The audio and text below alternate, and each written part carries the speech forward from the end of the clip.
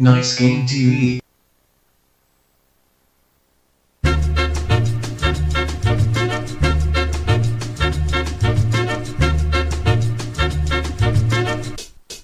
야.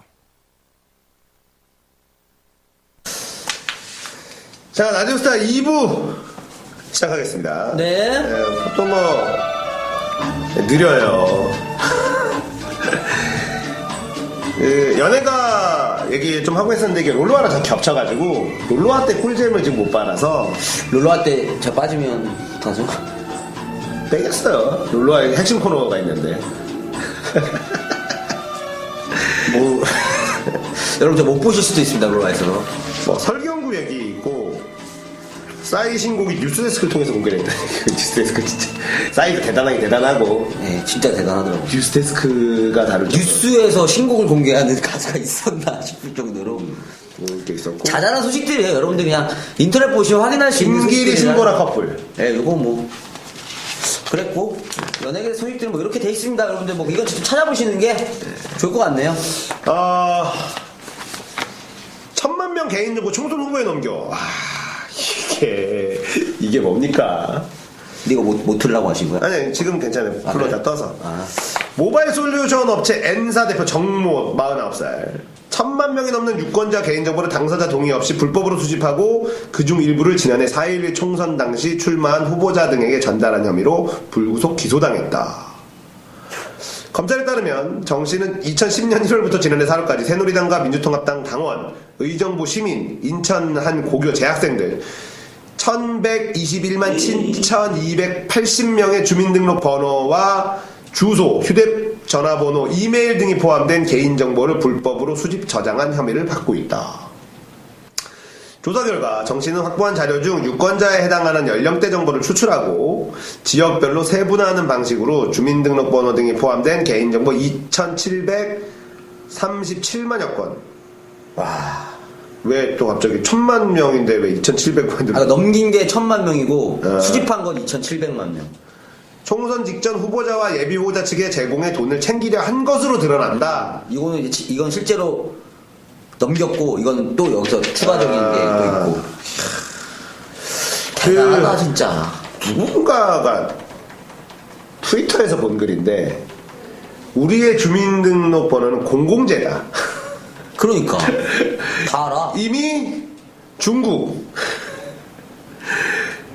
리니지 내가 모르는 계정 많이 있죠. 내가 만들지 않았지만 이미 다 한국 온라인 게임으로 접속해서 공장들 중국에서 그 리듬 게임 같은 거 하면은 네. 실제 나이가 그 게임상 그 주민번호로 나이가 측정이 되거든요. 네. 이 캐릭터는 몇 살. 예.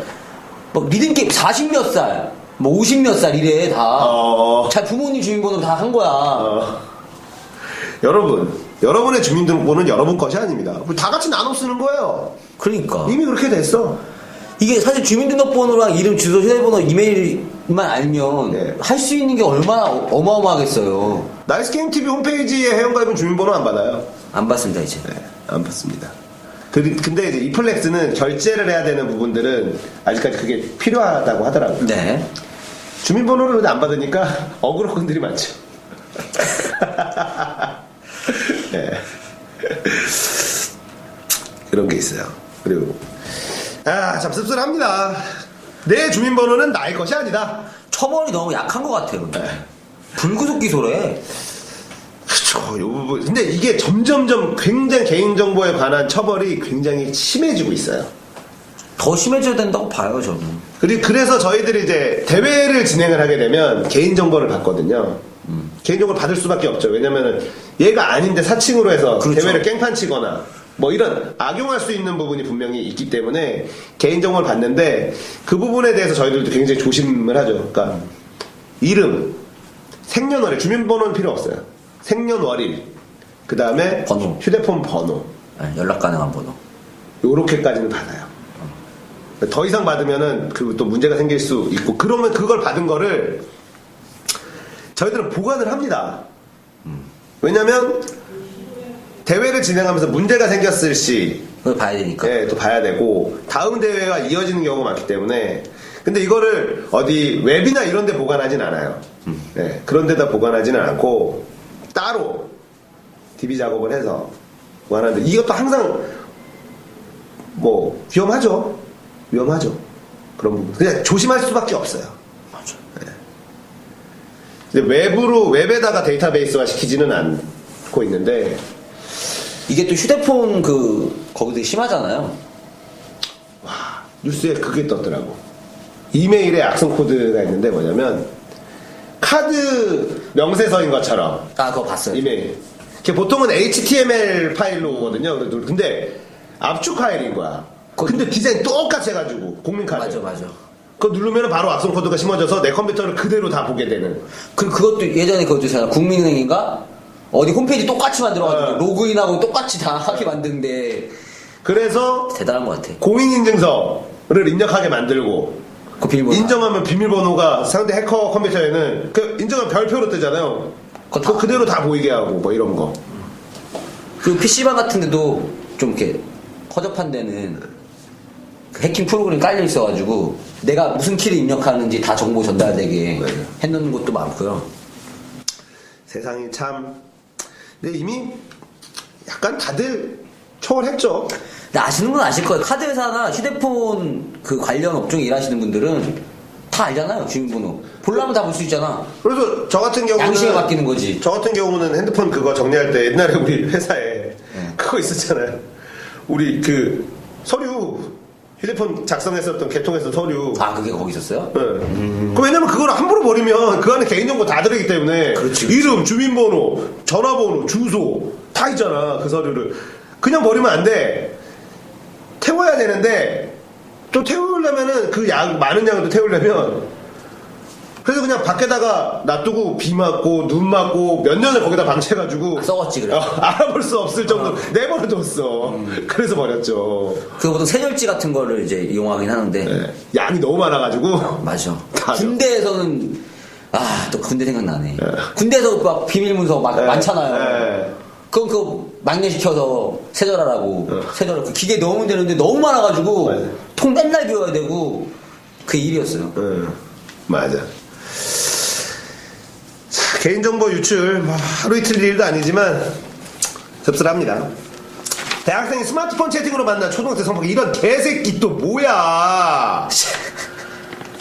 6학년 여자아이를 한 차례 성폭행한 혐의 스마트폰 채팅으로 만나. 이거 왜요? 하이데어인가 그런 걸로 하는 거 모르겠어요. 요즘에 채팅이 너무 많아요. 스마트폰 채팅이 너무 많아서 하이데어 채팅뿐만 아니라 너무 대학생 김모씨 21살 A양이를 교사에게 털어놓는 김씨 범행이 드러났다. 경찰은 부모가 집을 비운 A양 집에서 김씨가 A양 성폭행했다고 설명했다. 이게 제가 알기로는 술도 먹었을 거예요 둘이. 참 짜증나는. 야 초등학교 6학년 이러고 싶나? 요즘에 초등학생들이 확실히 우리 때보다 좀 신체적인 성장이 빠르고 그런 성적 호기심이나 이런 것들이 더 이렇게 있긴 한데, 그러니까 이제 남자 이성에 대한 호기심이 더 빨리 오고 이런 부분이 분명히 있기는 한데, 어쨌든 이거는 성폭행 강간을 한 거 아니야. 그렇죠. 강제로 했죠. 정말 아이들 관리를 잘해야 됩니다.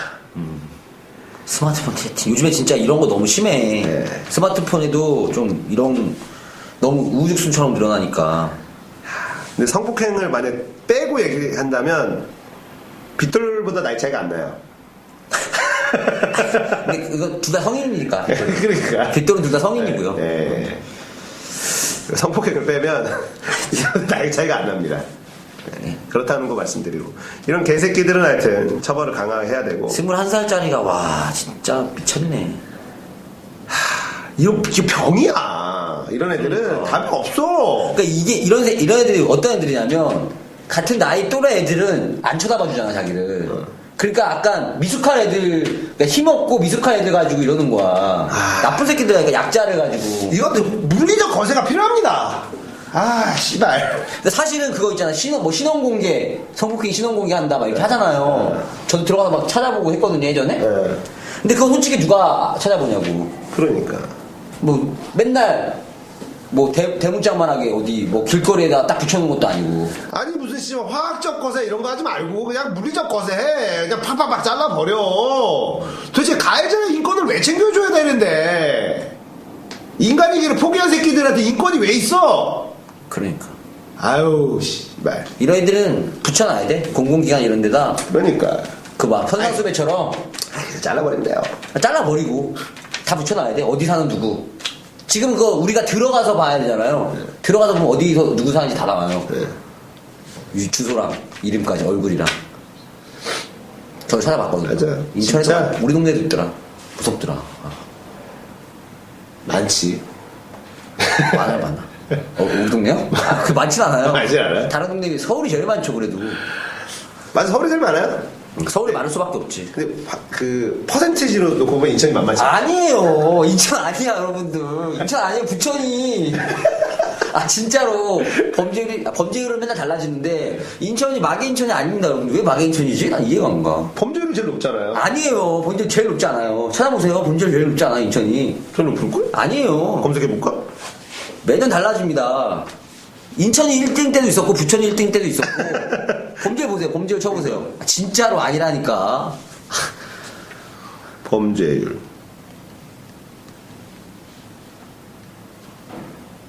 보세요. 아니라니까. 인천 아닐 거예요. 세계 범죄율이 나오는데? 범죄율 1위 이렇게 쳐보세요. 그럼 세계 범죄율이 나와. 그러니까 다르게. 우리나라 범죄율 1위 도시 뭐 이런 식으로 세분화해서 저도 찾아볼까요? 저도 찾아볼게요. 우리나라. 2012년 기준으로 하죠. 2012년 기준이죠 당연히. 우리나라 범죄율 가장 높은 도시는 05년도잖아요. 05년도? 네. 범죄율 1위. 전국 범죄율? 2009년은 광주였습니다. 광주 나오면 또 불안하네요. 아, 그럼. 2009년이군요. 전국 범죄율. 2012년 나왔네. 어. 전 찾았어요. 봤죠? 네. 찾았죠? 네. 통계자료.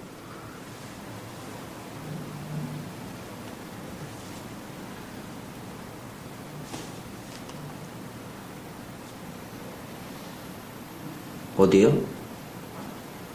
웃겨. 표가 있겠지, 밑에. 쭉 내려보면. 뭐야, 이거. 뭐야, 이거, 씨. 2012년 지역별 도시 범죄율. 이거 왜 찾아야 되는지 모르겠는데. 저 찾았어요. 제주. 인구당 사건 발생 비율이 제주가 1위, 안산, 뭐 이렇게 절도 막 이렇게 있네. 인천 없잖아요, 딱 봐도. 강력범죄는 서울이 1위. 인천 없다니까요?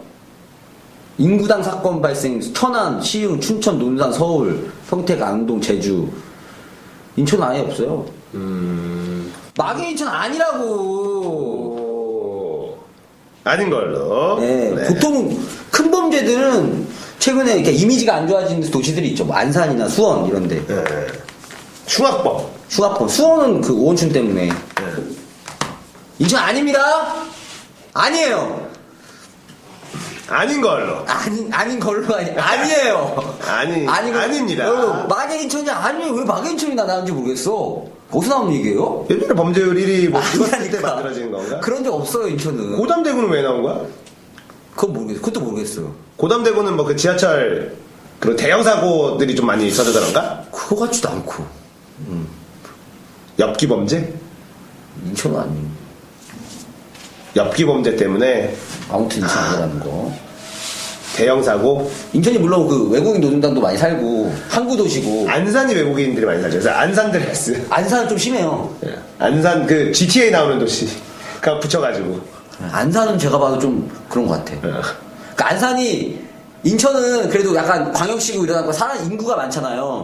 근데 안산은 어느 데 가면 완전 시골 같고 막 공장만 있고 막 이래요. 약간 좀 무섭더라고.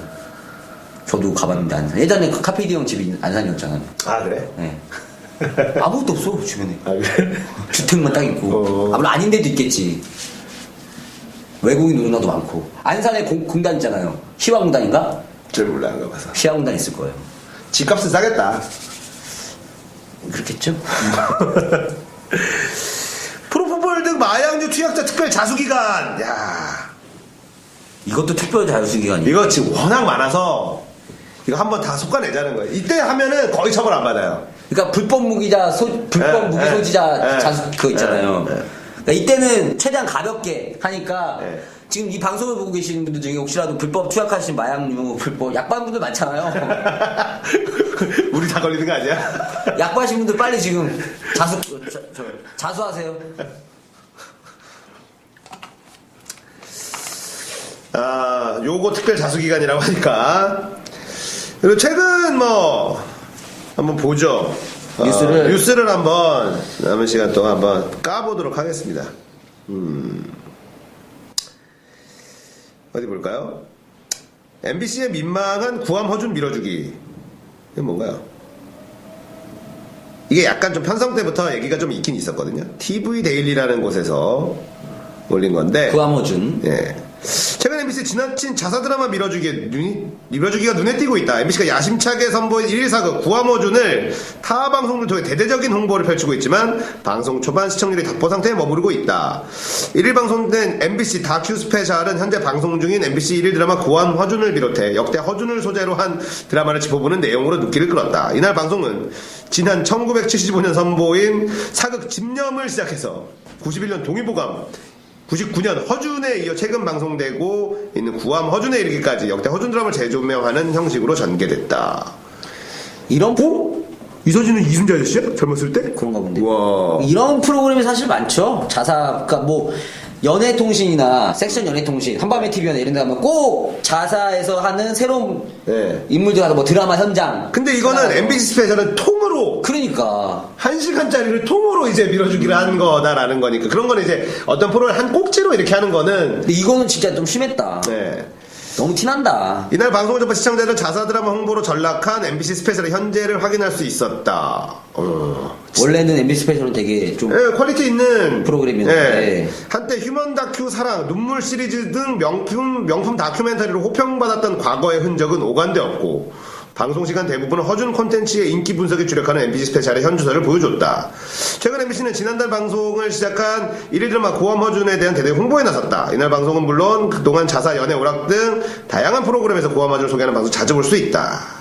이 같은 밀어주기는 뉴스 시청 시간대에 밤 9시에 방송되는데 한동안 볼 수 없어 1일 사극을 선보인다는 점 때문이다.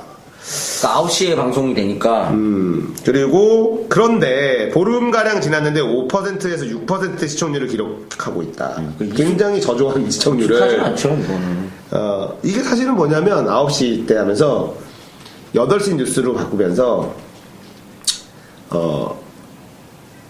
KBS 뉴스데스크하고 붙여보겠다는 거였거든요. 좀 KBS 뉴스데스크보다 시청률이 안 나온다. KBS 뉴스 9시 뉴스보다 시청률이 안 나온다라는 거. 그러니까 이미지가 그 바닥에 나서. 그러니까 이게 사실 이거 한 프로그램을 띄우면은 좋은 게 뭐냐면 앞뒤로 효과를 보거든요. 그런 게 있어요. 그게 있지. 보통 1일 드라마 효과가 그거 있잖아요. 1일 드라마가 뜨면 뉴스 시청률이 올라간단 말이야. 그렇죠. 앞뒤로 효과 보죠. 뉴스 시청률이 올라가니까 8시 반에 말도 한 20분쯤에 편성되는 KBS 1일 드라마가 사실은 개꿀이었단 말이야. 어느 순간부터. 했다면 터지고 그래서 9시 뉴스 시청률이 동반 상승을 하고 그랬었던 시절이 있었고 MBC도 가끔가다 그래서 1일 연속극에 심혈을 기울이죠. 왜냐면 뉴스는 9시 뉴스는 방송국의 모든 거 시청률 다 떠나서 뉴스 시청률만큼 무조건 이겨야 돼요. 1등을 찔러야 돼. 그게 신뢰도라는 문제이기 때문에 우리가 얼마나 신뢰도 있는 언론이냐. 우리가 사실 방송국이라는 곳을 예능해주고 드라마 해주고 이런 데로 사실 알고 있지만 방송 인력들은 기본적으로 언론인이라는 생각을 가지고 있어요. 언론인이라는 거는 부조리에 대해서는 이야기할 수 있고 사회를 바로잡는 데 큰 역할을 할 수 있는 굉장히 중요한 큰 힘을 가진 역할을 하는 사람들이기 때문에 이런 자존심이라는 이런 게 있다고. 그래서 9시 뉴스에서 1등을 찍는 것, 이거는 정말 꼭 하고 싶은 거고, SBS가 뉴스를 9시에 편성하지 않은 이유는 민영방송인데다가 여기에서 붙는 거는 어떻게 보면은 SBS 그 방송국 사람들에 대한 자존심 지켜주기 위한 그리고 뭔가 새로운 파격적인 시도. 근데 그 오랫동안 9시 뉴스를 고집했었던 MBC가 9시 KBS 9시 뉴스와의 경쟁을 포기하고 8시로 가버린 것.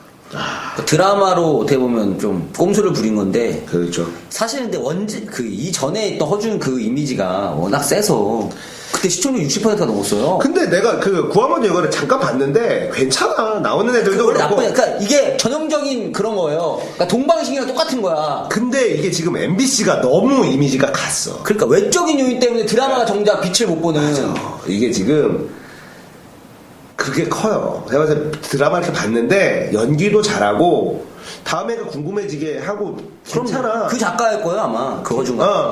괜찮은데 이게 또 그 약간 그 드라마 시간 편성을 약간 오버하면서 예.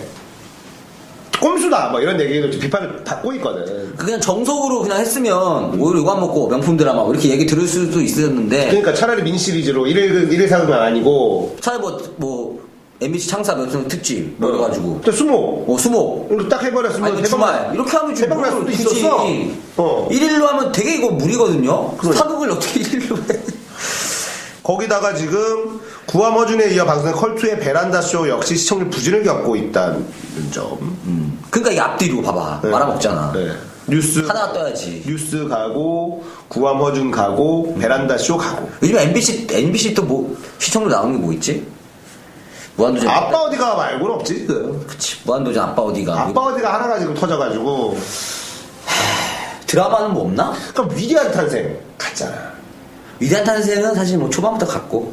이래 그것도 아무 관심 없어요. 그러니까 처음에 만든 것도 김재철 사장이 우리는 왜 슈퍼스타 K 같은 거 못 만들어 부랴부랴 만드니까 맛이 가지. 퀄리티가 떨어질 수밖에 없지. 백청강 지금 뭐 하냐고. 안 나오잖아. 안 보이잖아. 송진영 다 뭐 하냐고. 연기하잖아. 연기하고. 송지현 그나마 잘된 케이스예요. 걔 잘된 케이스. 걔 잘된 케이스야. 이 뒷판에서. 송지현 제일 잘된 것 같아. 라디오스타 하나 있네. 라디오스타 재밌는 거. 라디오스타 약간 좀 우리 까라라서 걔네들이. 김구라가 빨리 들어와야 돼. 그러니까. 구라가 좀 아쉬워. 지금 김구라가 JTBC에서 완전 날아다닌다니까. MBC 그거 제재 걸었잖아. 뭘? 출연 금지예요. 김구라? 네. 근데 왜 사장 바뀌어서 모르겠어. 나가도 될 것 같은데. 지금 JTBC 썰전하고 남자의 그 물건. 그러니까. 이런 프로그램 있는데 되게 재밌어. 자기들이 지금 잘할 수 있는 애를 지금 아유. JTBC에서 김구라가 부활의 날갯짓을 하고 있는데 조만간 지상파로 갑니다. 갈 것 같아요. 이거 부르지. 왜냐면 3사 중에 서로 이제 눈치 보고 있는데 먼저 땡겨오는 사람이 임자거든. 일단 박아야 돼 프로그램에. 그럼요. 네, 네. 구하모주는 좀 드라마는 재밌지만 뭐 외적인 요인들 때문에 저평가 받고 있는 현실이네요. 일일 드라마는 KBS를 이길 수가 없어요. 여기에 TV데일리 김윤겸 기자가 쓴 건데 마지막에 이날 MBC는 구암 허준 살리기에 주력했던 MBC 다큐 스페셜에 앞서 봄 드라마 빅3 스페셜을 편성해 국가에서 남자가 사랑할 때 금나와라 뚝딱 등 자사 신작 드라마 3작품을 알리는 데도 주력했다. 이처럼 드라마 홍보에 주력하는 최근의 MBC는 기존 의미와 다른 드라마 왕국을 형성하고 있다. 예전에 드라마 왕국이라는 소리들 MBC 나왔다고 드라마 뻥뻥뻥 터질 때 그때 별명이 드라마 왕국이라고 MBC가 별명이 붙었었는데 허준도 있었고 기존의 다른 의미의 드라마 왕국이 됐구나. 어떻게든 드라마로 방송을 살려보려는 방송국 자체의 참여를. 웃긴 게 봄 드라마 빅3 스페셜 근데 다 MBC 참. 이러면서 뭐 다른 SBS, KBS만 해주면 좀 있어 보이지. 그러니까 뭐야 이게. 민망하네요. MBC가 어쨌든 빨리 그 예전의 MBC로 돌아가야 됩니다. 그럼요. 좀 자존심이 있는 물론 이렇게 해서 뭐 광우뻥 어쩌고저쩌고 PD 수첩 이런 거가 또 이런쪽으로 가면 몰라도 일단 기본적으로 정도를 좀 지키는 뉴스도 그렇고 좀 정도를 좀 지키는 뉴스가 빨리 신뢰를 회복해야 돼요. 맞아요. 뉴스가 신뢰를 회복해야 나머지가 같이 방송의 이미지가 다시 시간이 좀 걸릴 거예요. 맛이 같다는 걸 다들 인정하는 부분이라서 민망한 MBC 어쩌다 이렇게 됐는지 민망합니다.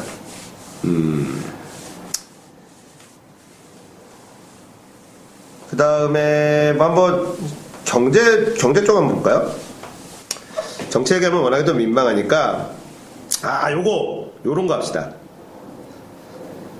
부동산 대책. 정말 당분이 관심 없는 부분이지만 관심을 가져야 되는 부분이죠. 앞으로. 만우절에 나온 부동산 대책 명약일까 독약일까?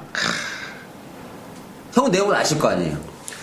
저도 정확하게 지금 몰라요. 대충. 네. 무슨 내용이에요, 그래서? 그러니까 이게 미분양이 너무 많다. 그래서 공공분양주택, 그러니까 보금자리 주택이라고 해가지고 이명박 정부 때 굉장히 호응을 많이 얻어 집값 안정에 큰 도움을 줬었던 게 있는데 미분양이 너무 많아서 그거를 공급 물량을 조정하겠다. 연 7만에서 2만으로 줄이겠다.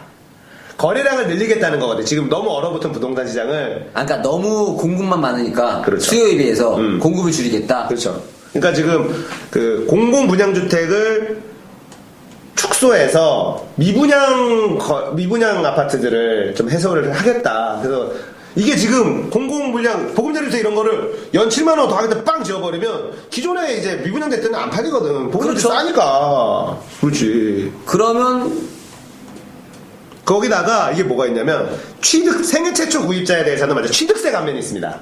부동산을 내가 아파트 샀어. 처음 사는 거야, 그게? 처음 사는 사람이면 취득세를 아예 면제해줘요. 거기다가 신규 및 기록시세에 대한 양도세 감면. 양도세는 내가 집을 팔았어. 팔면 내가 처음에 1억에 샀어. 2억에 팔았어. 1억 시세 차이가 있잖아. 그러면 양도소득세 1억에 대한 거 세금을 내요. 근데 그게 한 40%인가 그래. 세금을 졸라 많이 때린다고. 이걸 불로소득으로 간주하고. 그러네. 양도세를 감면을 해줘야. 이건 좀 크네? 근데 이게 이게 있어서 집값 좀 잡히기 시작했어. 양도세를 좀 크게 때리니까. 그러니까 투기가 좀. 네, 그렇죠. 줄어들고. 투기가 줄어들 수밖에 없는 거고. 근데 이거를 감면해준다? 그 양도세 감면은 언젠가는 사실은 좀 없애야 되는 부분이긴 한데 어쨌든 그런 것들을 계속 하고 있는데 부동산 이명박 정권에서도 부동산 계속 냈어. 계속 냈는데 그래도 지금 안 잡히거든요.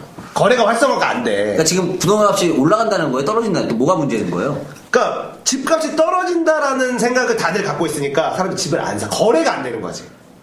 사고 팔고가 안 돼. 아예. 그렇죠. 아예 얼어붙어버린 거야. 동결됐구나. 네, 얼어붙어버린 거야. 그러니까 그걸 활발하게 만들어주기 위한 그렇죠. 대책이구나. 이게. 일단 이게 살아나야 되는 거야. 실수요자들은 집을 좀 사라. 근데 실수요자들이 나 집 안 살 거 전세. 근데 전세가 없지 그러니까. 그 전세값은 막 올라가. 전세값만 올라가고 집값은 떨어지고. 이런 상황인 건데 이게 어떻게든 정부의 정책은 이거를 집값이 대세 하락은 피할 수 없어요. 집값이 너무 올라서 부동산 거품이 너무 심해. 일본이 탔던 태클을 우리나라가 그대로 타고 있는 중이야 사실. 그러니까 지금 집값이 거품이었고 과거에는 그 그렇지. 떨어지는 건 막을 수는 없지만 그렇지만 이거를 연착륙시키는 게 정부의 정책이 이게 뚝 떨어지면 경제가 이것 때문에 다른 부분이 막 줄도산이 돼요. 그렇죠. 하나가 은행 담보로 대출 받은 사람이 갑자기 내 집이 2억이었는데 이러고 되면은 원 5천만 원이 됐어. 이걸로 내 담보로 1억을 대출을 받았는데 이 집값이 5천만 원이 됐어. 집을 팔아도 빚을 다 갚아도 빚이 남아. 이런 상황이 나온다고. 그러니까 이거를 서서히 대세하락으로 갈 수 있게 해서 대비할 수 있는 시간을 벌어줘야 돼요 지금은. 그러니까 그 정책을 지금 하겠다고 이런 정책들을 들고 나온 거군요. 네. 일단 거래는 늘어난다라는 전문가들의 공통된 의견이라고 합니다. 일단은 그럼 활성화는 되겠네요. 어느 정도는. 어느 정도는 되겠다라는 건데 이게 의견이 있는데. 이때까지는 약발이 전혀 안 먹혔어요. 모든 부동산 지금까지는. 네. 그리고 LTV DTI를 건드렸군요.